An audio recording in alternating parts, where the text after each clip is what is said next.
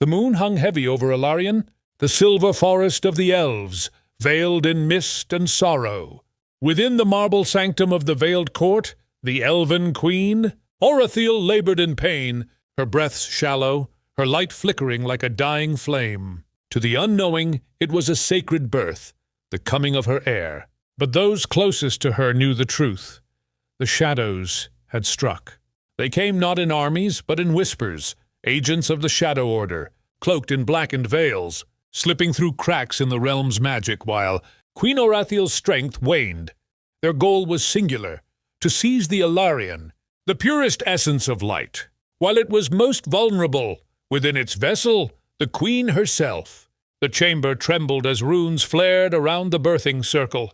The queen's loyal sentinels, clad in veils of silver and azure, stood firm against creeping shadows that oozed through the walls like living smoke. Their veils shifted, transforming, a shimmering sword here, a radiant bow there, each weapon born of the wielder's spirit. This was the true art of the Veiled Ones. Their veils, woven from moonlight and bound by soul, were both armor and will. Yet the shadows were relentless. "Protect the queen!" cried one of the guards, his veil morphing into a crescent blade as he cleaved through a crawling wraith. "They seek the Alarion!" In the midst of chaos, the queen screamed, and the child was born. A faint cry pierced the storm of battle, and the chamber was bathed in blinding light. The shadows faltered. The newborn's glow was untainted. The Alarion reborn. Bleeding, Queen Orathiel cradled her child with trembling hands. Her eyes, dim yet serene, turned to Merithiel, who stood ready, her moon veil flaring with divine radiance. "They have come for the light," the queen whispered. "but it is no longer mine. It lives within her." "My queen, we must flee." Merithiel urged, tears glimmering behind her veil. "Take her to the mortal world. Hide her beyond the veil gates. Let her grow without the burden of light, until her time." With trembling grace, Queen Orathiel lifted her veil, a gesture reserved only for the dying, and placed it over her child. It shimmered, wrapping the infant in silver warmth. "The heir of Alarion must live," she whispered, pressing her glowing palm to Merithiel's chest. "Go, Merithiel. Go now. I release you from your oath of station, but not your oath of heart." The walls shook as the shadows poured through. Merithiel bowed deeply, her voice breaking. "Forgive me, my queen." She turned and fled with the infant, escorted by the Royal Veilguard, who fanned out around her like radiant wings. They moved swiftly through burning halls and dying light. Every few steps, another guardian fell, veil dissolving into dust, their spirits consumed in one final surge of brilliance. As they neared the portal of worlds, the last of the Veilguard turned back, holding the line. "Go, Merithiel! Our veils shall hold the gate!" Merithiel stopped for only a heartbeat. Her breath hitched, the sound of battle behind her, the cries of her comrades, the collapse of her world. But duty was heavier than grief. "May your light return to the moon," she whispered, and stepped through the portal without looking back. On the other side, dawn was breaking over the mortal realm. Merithiel fell to her knees beneath a banyan tree, the infant still glowing faintly in her arms. Behind her, the portal closed, a ripple of magic fading into silence. Alarion was lost to her now, and all that remained was her sacred vow. "Sleep well, little one. The shadows will seek you, but I shall watch unseen until you awaken to your light." The wind carried her words into the distance, across mountains and rivers, as the last fragments of moonlight faded from her veil, and thus began the age of the Child of Two Worlds. The storm came softly that night, a whisper of rain across the rice fields, the croak of frogs echoing beneath a low moon. The humble home of Maktima stood at the edge of the village, her paddy field stretching like silver glass beneath the night sky. She sat by her oil lamp, mending a torn basket, when the light flickered, as if startled by something unseen. A low hum, like 1,000 bells ringing from afar, rolled through the air. Maktima rose, heart pounding. Through her window, she saw it, a curtain of light shimmering beneath the ancient banyan tree. From within, a veiled woman emerged, carrying a child swaddled in white. The woman stumbled, knees sinking into the wet grass. Without thinking, Maktima grabbed her oil lamp and rushed out into the rain. Ya Allah. Are you all right? She called, voice trembling with both fear and concern. The veiled woman looked up, silver eyes gleaming beneath the shadow of her hood. She was unlike anyone Maktima had ever seen, her presence both ethereal and weary, her skin faintly luminous. For a moment, both women simply stared at one another, two souls from different worlds, meeting beneath the same storm. You can see me. The stranger asked softly, disbelief lacing her tone. I shouldn't see you. Because unfortunately I can see you, clear as day. Maktima replied, kneeling beside her. And I can see you're drenched through and through. Come inside quickly before you both freeze. Inside the small hut, the oil lamp glowed gently, its flame trembling in the draught. The stranger sat by the hearth, the child asleep in her arms. Maktima poured hot tea into 2 clay cups and slid one across the wooden table. The veiled woman hesitated, then took a cautious sip. Her eyes widened slightly. This is extraordinary. She murmured. It's just tea. Maktima chuckled. Dried leaves and hot water with a tiny bit of sugar. Then your leaves are a miracle. The woman replied earnestly, a rare smile curving her lips. I think I have just fallen in love with this world. They laughed quietly together. Outside, the rain softened into drizzle. My name is Merithiel, and the child I carry is not mine. She is the daughter of the elven queen of Bumi Kayungan. Maktima froze. Elves? The Bonian? Merithiel nodded. You may call us that. Our queen was slain, her light stolen. This child, Arindel, is the last of her blood, the last bearer of the elite. The human woman's eyes glistened in the lamplight. She said nothing, only listened, every word sinking deep. Merithiel spoke on, of war and betrayal, of the queen's passing, of the dying light of their realm. She told of the Veilguard, the queen's defenders who fell to protect the infant as she fled. By the time her tale ended, the tea had gone cold. Silence hung heavy between them. Then Maktima simply said, I see, I believe you. Merithiel blinked, and then, to her own surprise, laughed quietly, pressing her hand to her lips. It takes a great heart to say such words, when reason tells you not to. Reason never helped anyone in my village. Maktima smiled faintly. But kindness usually does. She leaned closer, looking at the sleeping baby. Why don't you stay here? Both of you. I can help raise her. You can concentrate on your elf business, whatever that entails. Merithiel stared at her, momentarily stunned. You would risk that. Risk what? Maktima asked, shrugging. I've already lost my husband to the mountains.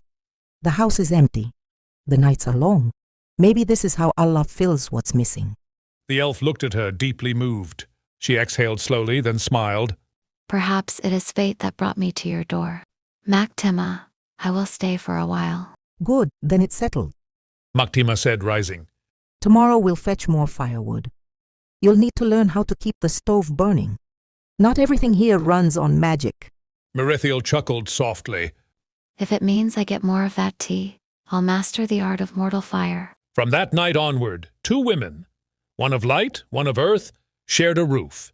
Their story became a quiet myth whispered in the village, that a distant relative of Maktima had come to stay, bringing her child with her. And so Arindel, the light of 2 worlds, grew up cradled between the grace of elves and the warmth of human love.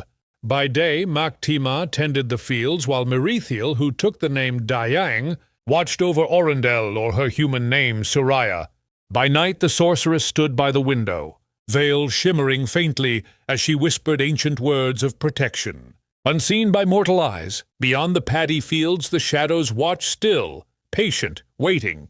But for now light had found a home. The moon hung low that night, pale and heavy, its light tracing silver upon the rippling paddy fields. A quiet wind rustled through the bamboo grove behind Maktima's house, whispering secrets only the night would understand. Inside the small wooden home, the air smelled of boiled rice and chamomile.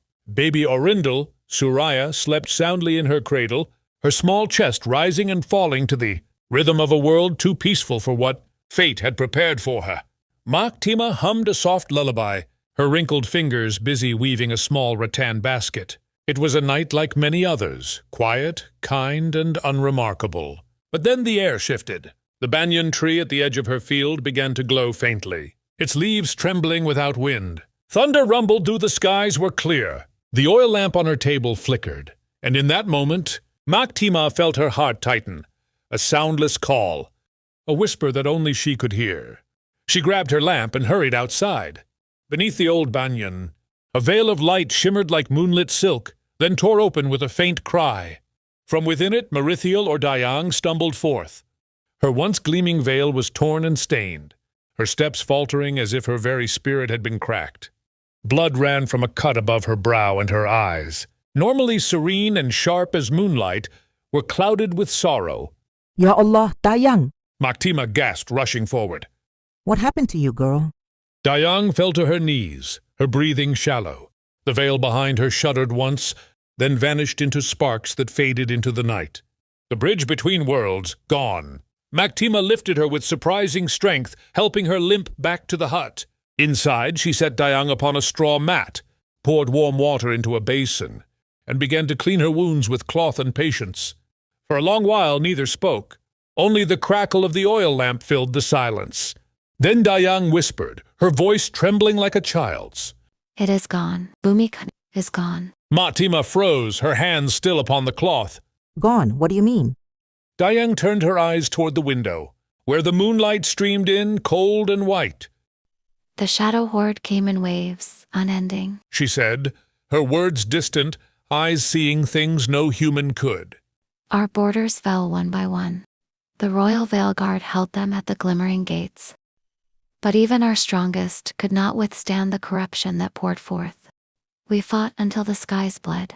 She paused, swallowing the tremor in her throat. I sealed the last veil gate myself. My king led what remained of our kin through into your realm, scattered to the forests, the mountains, the deserts. His final command was to protect his daughter, he said. Her voice broke. She is the light that will lead us home. The words hung in the air like prayer and curse intertwined. Maktima reached forward, her calloused hand resting upon Dayang's. You did right, child. You brought her here. You saved her. Dayang laughed bitterly through her tears. Saved, I abandoned my kin. My brothers in arms gave their lives to buy me time. I left them to the dark. Maktima didn't answer immediately. She simply poured a cup of tea and slid it toward her. Here, drink this first.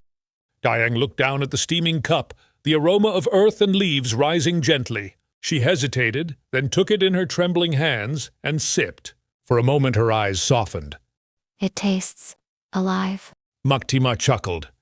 That's just tea, Dayang, made from leaves, sugar, and a bit of love. Dayang let out a small, fragile laugh. You mortals, you heal without magic. Maktima smiled faintly. We just use what we have. Leaves, warmth, and a little kindness. Dayang looked away, her cheeks tinged with color beneath the soot. For someone so frail, you're rather strong, Maktima. And for someone so powerful, Maktima said, wrapping her in a blanket. you sure cry a lot.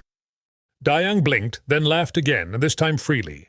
The kind of laughter that escapes when sorrow runs out of breath. In the cradle nearby, Soraya stirred, murmuring softly in her sleep. Both women turned toward her, one human, one elven, and their laughter quieted into silence. Maktima whispered. She'll grow up strong, you know. Dayang nodded, her veil dimly glowing once more under the moonlight. She must, for her light will guide us all home. Morning came softly over the fields, mist clung low to the paddies, and the cry of a distant rooster broke the silence.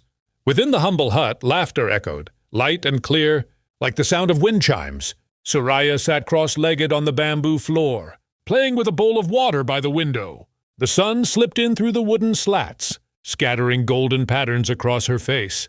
Her small fingers dipped into the water, and the ripples danced. Yet something else stirred. The light from the window bent, following her hand as if drawn to her touch. A ribbon of radiance rose from the water, twisting around her arm like a living thread of sunlight. Soraya giggled, watching it coil and shimmer. Maktima stood in the doorway, arms crossed, lips pressed together in a tired smile. There you go again, child. Playing with things the world don't understand. Suraya looked up, innocent eyes glimmering. It's just light, Mom. It wants to play. Moctima sighed, but couldn't help smiling. Ay, maybe it does. But keep your games between us, hear me? The neighbors already talk too much. They talk She said without looking up. because they feel her light but cannot name it. Curiosity is the closest word humans have for reverence. Moctima gave her a mock glare. And who asked for your poetry this early in the morning? Dayang raised her eyes, face utterly expressionless. You did. You spoke, I replied. Moctima rolled her eyes. There it is again, your jokes. I am improving. Dayang said flatly, which made Moctima burst into laughter. Surya giggled too, clapping her hands. Mommy, Dayang's so funny. Dayang blinked, as if unsure whether that was praise or insult. Thank you, I think. The days in that little hut were slow and full of small joys. Dayang taught Suraya the elven tongue and the names of stars. Moctima taught her to grind rice, to tell the difference between ripe and unripe grains, and how to greet elders with respect. The girl absorbed both worlds as naturally as breathing, sometimes sitting cross-legged beside Dayang under the banyan tree, repeating ancient verses, other times running barefoot through the fields, her laughter carrying across the valley.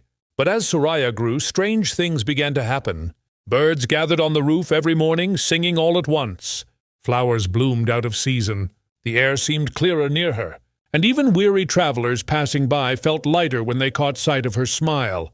One afternoon, a few villagers, once indifferent, even dismissive, came knocking on Moctima's door with offerings of fruit and rice. They claimed they simply wanted to see the pretty child. Dayang, watching from the shadows, frowned. Her veil shimmered faintly. They are drawn. She murmured. Her light calls them. Moctima's smile faded. Is that bad? Not yet. But where light gathers, shadows listen. And I fear they are listening now. Moctima crossed her arms, troubled. Then what do we do? Dayang looked toward the child, who was outside chasing butterflies with a basket in hand. She must be veiled. She said at last. Her Ilarion is waking, without a veil to temper its radiance. It will call to all things, even those that dwell beyond the mortal veil. Moctima frowned. A veil like yours. Dayang nodded. Yes, every child of the elves, upon reaching the dawn of their light, weaves their own veil from moonlight. It binds their essence, gives form to their spirit. But Suraya... She has lived among humans. She does not know the right. Moctima's eyes softened. Then teach her. Dayang smiled faintly, for the first time without restraint. I will, and you, Moctima, you shall witness it. The first human ever to see the moon veil right. Moctima chuckled nervously. And here I thought I'd seen everything life had to offer. Dayang stood, her torn but mended veil gleaming faintly under the afternoon sun. You've not seen moonlight woven by the hands of destiny yet. Outside, Suraya laughed again, chasing the glimmering trails of light that followed her footsteps, unaware that with every shimmer, her true nature was slowly being revealed to the world. The night was breathless. Above the quiet fields, the full moon hung like a silver lantern, its light pouring across the valley until even the rivers gleamed like ribbons of glass. Not a single cloud dared cross the sky, as if heaven itself had cleared the path for what was to come. Inside Moctima's hut, the air was still. Only the crackle of a small oil lamp whispered between them. Dayang stood before the window, her gaze fixed on the moon. It is time, She said softly. The veil of the child must be tempered before the shadows begin to move. Moctima looked up from her seat, surprised. Tonight? So soon? The moon waits for none of us. Dayang replied. It is full, and her light is pure. The loom of heaven spins only once each cycle for a soul such as hers. Suraya, now nearing the age where innocence meets grace, stood between them. Her eyes were wide, reflecting the silver light that spilled through the wooden slats. Is it going to hurt? She asked, voice trembling like a leaf. Dayang smiled faintly. Only if you fear the light within you. Moctima took Suraya's hand. Don't worry, child. I'll be here. They stepped outside into the moonlit field. The wind had died, and the world held its breath. Dayang motioned for Suraya to stand beneath the old banyan tree. the very spot where they had first arrived years ago. She lifted her hands and her veil shimmered. The threads unraveled into beams of silver, rising to encircle them in a soft dome of light. Within it, the air itself felt alive, humming, resonant, ancient. Soraya. Dayang said gently. Close your eyes, breathe, let the moon hear your heart. The girl obeyed. From her chest, faint sparks began to bloom, soft at first, then bright, spiraling upward like fireflies made of dawn.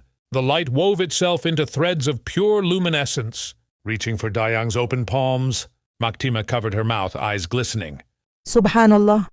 Dayang's voice lowered into an elven chant, each word vibrating through the field like wind in crystal. Luminaraitil, benore lubatiel, naerentalum enserai. Light of the first dawn, thread of the eternal loom, bind the soul with grace unseen. The glowing threads answered her call, swirling, dancing, twining around Soraya in elegant ribbons. Slowly, they began to shape themselves into fabric. Translucent, silvery white, soft as mist and bright as starlight. It was then that something changed. As the final threads of light descended, Soraya's Ilarion pulsed, once, twice, and a sudden surge of radiance filled the veil circle. The woven moonlight bent backward, wrapping around Dayang. Her old veil, torn and dulled from battle, began to shimmer anew. The holes mended themselves. The edges reformed into patterns of living light, stronger and more intricate than before. Dayang gasped, clutching her chest. What is this? Soraya opened her eyes, tears glittering like pearls. I didn't mean to, Mommy. It just happened. Maktima stepped forward, stunned. The glow around the two was blinding, divine. Dayang stared at her renewed veil, its threads now imbued with both moonlight and Soraya's golden essence. By the first star, she has reforged it. The air around them trembled. Even the banyan leaves bowed. This child, Dayang whispered, awe replacing all composure. her Illyrian is not merely of the royal line. It is the queen's own, the Illyrian of legends. Maktima's lips parted, but no words came. The ritual ended in silence. The new veil, Soraya's first, settled softly over her shoulders, thin and weightless, yet radiant with an inner glow. It was not yet complete, but it pulsed with quiet promise. Dayang's voice returned, gentle once more.